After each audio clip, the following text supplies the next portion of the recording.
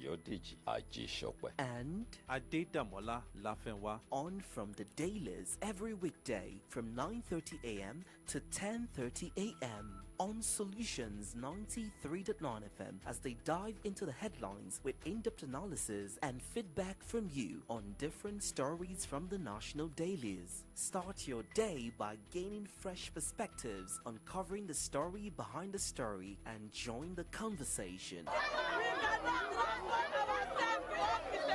Because your voice matters. From the dailies, the conversation never stops.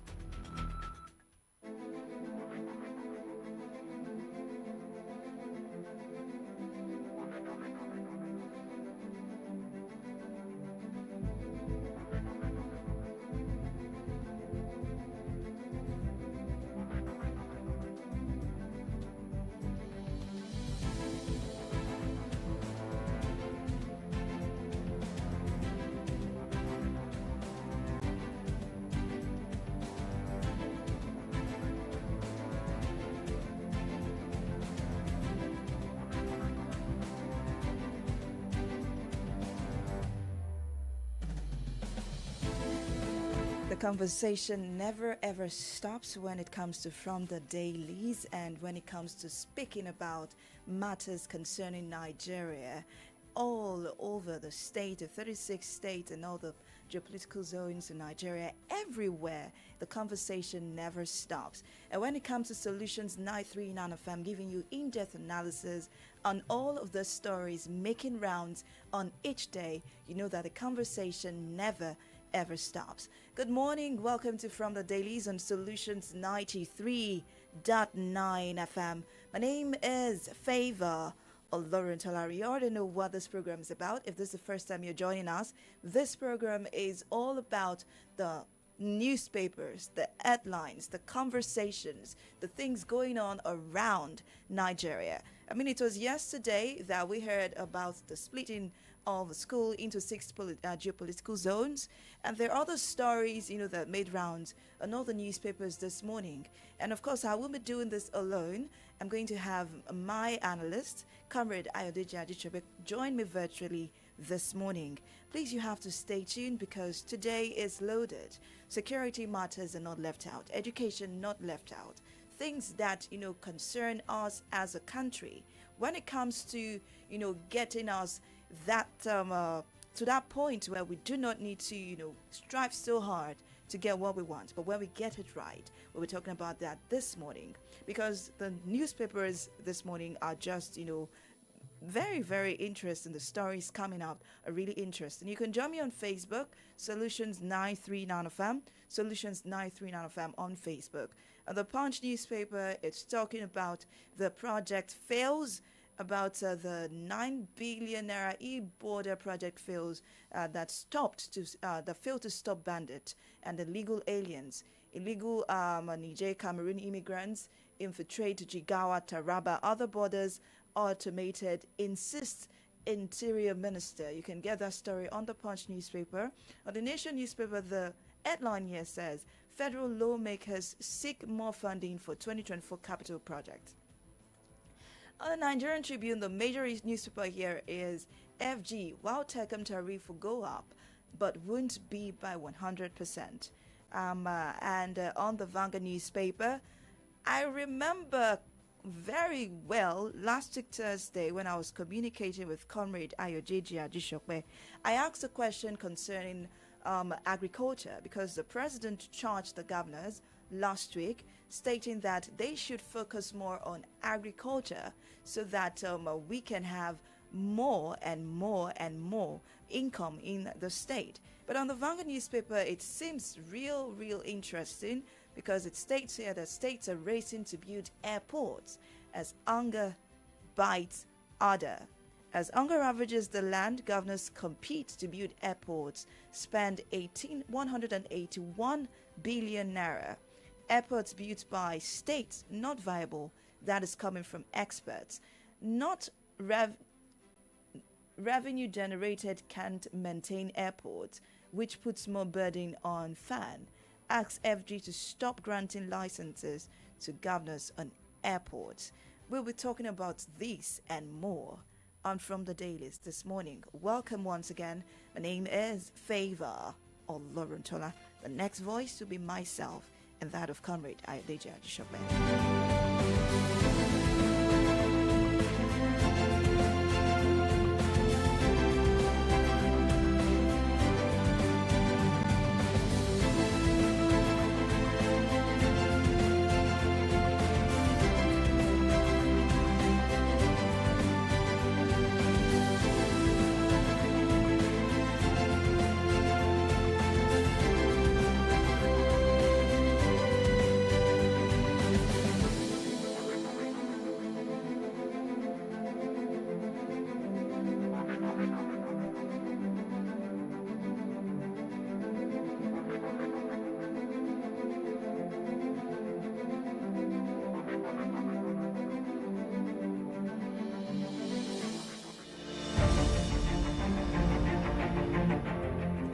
Welcome back to From the Dailies on Solutions 93.9 FM. I already have connected with me here, Comrade Ayodeji Ajisope. Good morning to you, Comrade. It's another beautiful Thursday. Oh, yes. It's a beautiful Thursday morning. Yeah, good morning to you. Good morning. And, of course, good morning to our listeners and viewers. Okay. All right, so the stories on the headline, on the newspapers this morning are really captivating, and I hope our time is enough to talk about this at length. But let's first talk about education, and then we'll link it to security. Now, we had yesterday that President Bola Tinubu approved the decentralization of Nigeria College of Aviation Technology, NCAT, in Zaria to 6 geopolitical zones. We have Akure, to be South-South, Ebonyi, Ilorin, North-Central, Yola, Northeast, Zaria, Northwest. And as at yesterday, a lot of people are saying that this is targeted towards the North. Remember the tax reform bills, the Northern governors complaining, saying that, well, it's not in their favor, a lot of things, although we know that this is just to harmonize this economy of Nigeria. Now, let's look at this, critically. Do you think that this is really, really targeted at the North? And does this actually align with the specific needs like the population size, economic activity, and workforce requirements for this, this decentralization? You see, when you say you decentralize, this is an institution. And it is just multiplication. Is it cost effective? If we were in one location, the cost of setting up campuses in 6 geopolitical zones, what if we simply set up one campus? It used to be in Zaria. The major one used to be in Zaria, right? Zaria. It's still in Zaria. It never left Zaria. It's just going to be the main campus. No, they're not. They can't. They can't. So you now set up in 5 other locations. Yes. So, what is the cost-benefit analysis? Is it just balancing? You understand? Mm-hmm. You see, all these balancing that we are trying to do to satisfy ethnic balancing, geopolitical balancing, and political correctness, at what price? Do we have personnel, qualified personnel, to go round? Aviation is a specialized industry.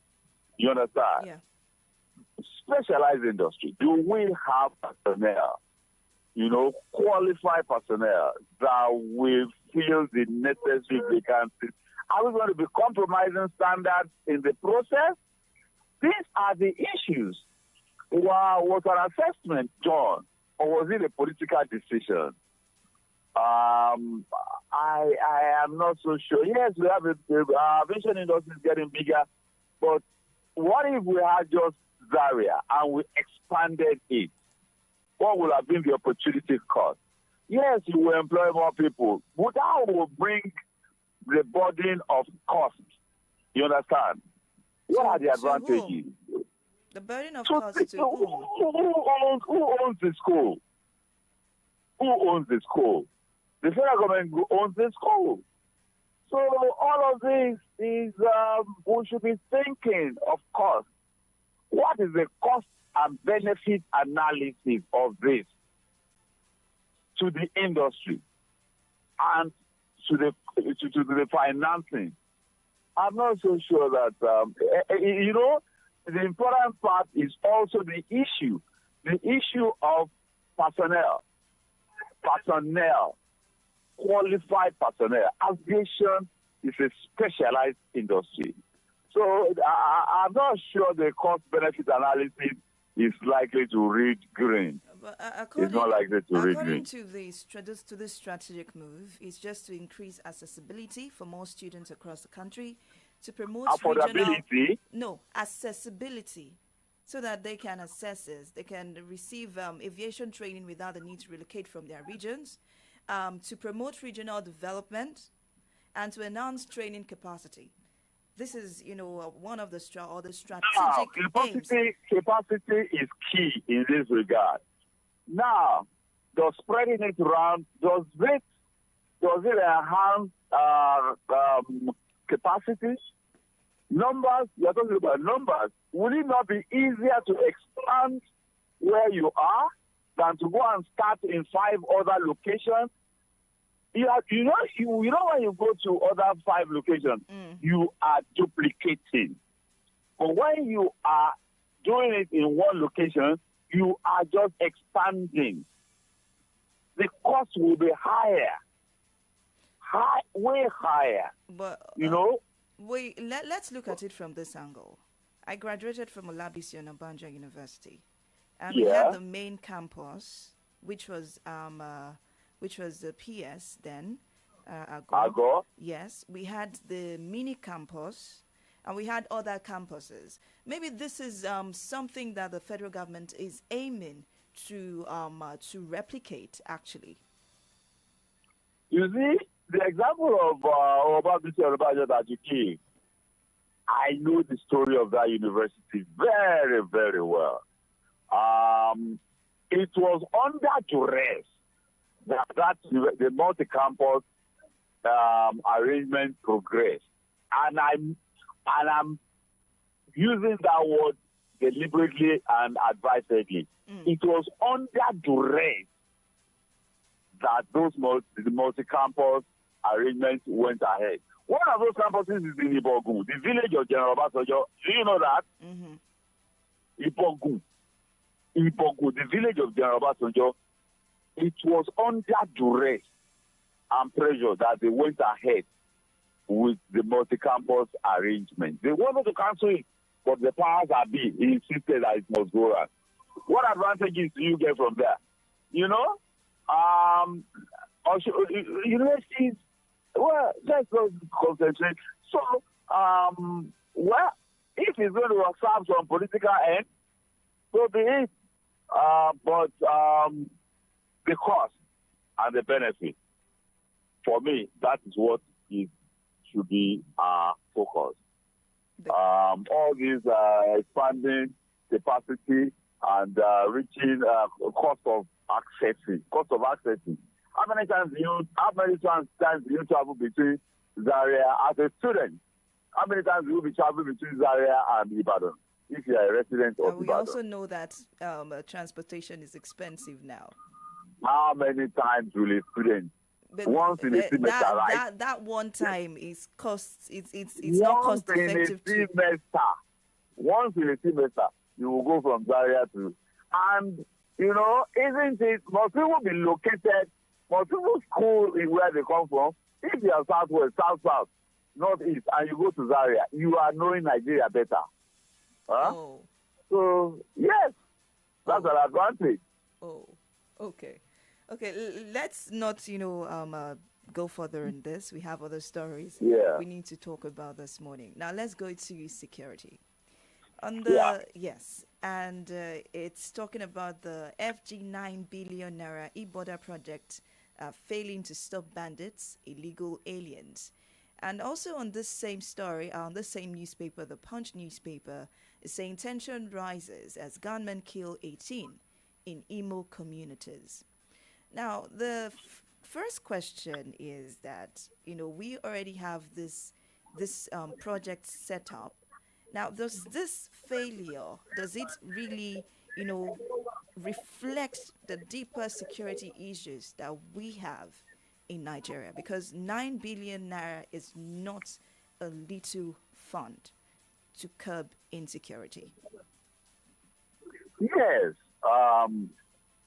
You see, Nigeria has a 1 million square land mass, 1 million square kilometers rather, of land mass. Of course, that is a quantum of size. But we have ungoverned spaces in Nigeria. That is why, for instance, we have the issue that we have with Sambisa Forest, which became the haven of Boko Haram initially. And now, you see, even the United States, what's the size of Nigeria compared to the size of the United States? They have their own challenges. But electronic surveillance, we live in a world you can see anywhere now. Mm-hmm. Right here, I can see my home on Google Map alone and zoom in on even my residence. You understand? You can see anywhere. So satellites are all over the world, in space rather. So you can use satellites to monitor, and I mean monitor real time. I do not think these things are so difficult. It's about locating and tracking. Are they deploying? Are they working on it? Are they maximizing? These are the challenges. I was about to go there. Are they maximizing? The other day, the governor of Oyo State was saying there is a report, security report, that the elements from the northwest that are under pressure from the military, that they are relocating. I remember that Oyo State border is contiguous with Kwara, Niger, and going up to Sokoto. So they will just come down that way to Okeogun North, which is, has massive forest. And all of this, you can zoom in and track, and see and track. Are they maximizing the potential of this surveillance? Are they? Are they? Even we that are not in security, electronic surveillance, we know little about these things. Are they maximizing? Are they maximizing? It should not fail. This is, security. Security is the beginning and the end of statehood. It should not, everything to be put into it. And results must be pursued at all costs. Because when national security is compromised, I don't know what else is left. I don't know what else is left. So, and those who are to do oversight, you understand, there are elements, there are committees of the National Assembly that are in charge of oversight. Are they doing their oversight? Are they doing their oversight? Security is everything. Okay, so now that we know that this has failed, should the government continue to pump funds into this? No, when you put money somewhere, all these monies are appropriated by the National Assembly. And the National Assembly has constitutional oversight. Are they doing the oversight? That is the question. Are they doing the oversight? Are they doing the oversight? Now, if it's been done, it shouldn't have failed in the first place. Even if, exactly, because they should have corrected. You understand? If it is failing, are they doing the necessary oversight? It is oversight is the function of the National Assembly, because they are the ones that appropriate the resources and they have constitutional oversight function over the appropriated resources. Okay. We hope that this failure is going to be visited and something can be done to it. Now, to the most interesting one, which I am really interested in. I mean, we heard the welcome message to the new year last week from President Bola Tinubu to the governors when they visited him in Lagos last week. And one of the things he said, although I said it last week, that the governors were really, really interested in the fact that the local governments were not taken away from them. But one thing the president said is that agriculture is in their hands. On the newspaper this morning, it's not about agriculture. It's about what these governors are doing. Is now like a competition among the governors. And this is what they are doing. They are racing to build airports because hunger is biting harder. I really need to. I won't ask any question on this though, because I just want you to talk about this. Should this be it's just like putting the cat before the horse. We know the problem. Why airports? And still the federal government is giving money to build it. You see, I chuckle. I mean, giving licenses, I beg you, they're giving licenses. The federal government is granting licenses to the governors to build airports. Why won't they give them licenses? Why not? Now, Oyo has an airport in Ibadan. There's always been, like forever, there's always been an airport in Ibadan. Ibadan was the capital of Western region. I mean, there's no way there was not going to be an airport in Ibadan. You understand? Mm-hmm. It used to be at what is now called, in fact, it was used to be called aerodrome. It was not even an airport.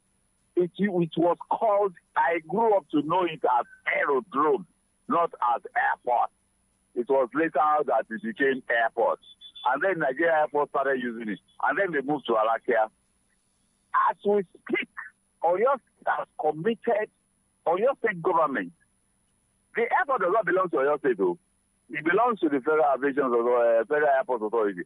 Oyo State has committed, that I know of, publicly committed 42 billion a few months ago, and has spent 5 or 7 billion to do some stuff there. That is in the region of 50 billion. And again, I go cost-benefit analysis. What will be, either in the short run or in the long run? Well, this is looking like an investment for the long run, not the short run. What will be the benefit? And I mean in the long run to Oyo State. You understand? Osun State, Osun had always had an airstrip. I grew up around that area as a kid. There used to be an airstrip there. You understand? Then they tried to turn it into an airport. And the governor came, I didn't think there was a need for an airport. And gave part of the land to the airport. So the new governor is taking it to Ede, his own hometown. Ondo State, although it did not build an airport, I think Ekiti Ondo built an airport. Everybody who built one, cargo airport. But you see, I don't understand. I really don't understand. Or you're committing nearly 50 billion, almost a little short of 50 billion to an airport. I do not know. I do not yet understand the cost-benefit analysis. When people are flying into your state, I really don't know, believe you me. And it is not only, but people are saying that it is this big infrastructure development in quotes that avenues by which our leaders tend to do what they know how to do. So these are the questions. And what other areas could these have been invested? They are talking about hunger in the land.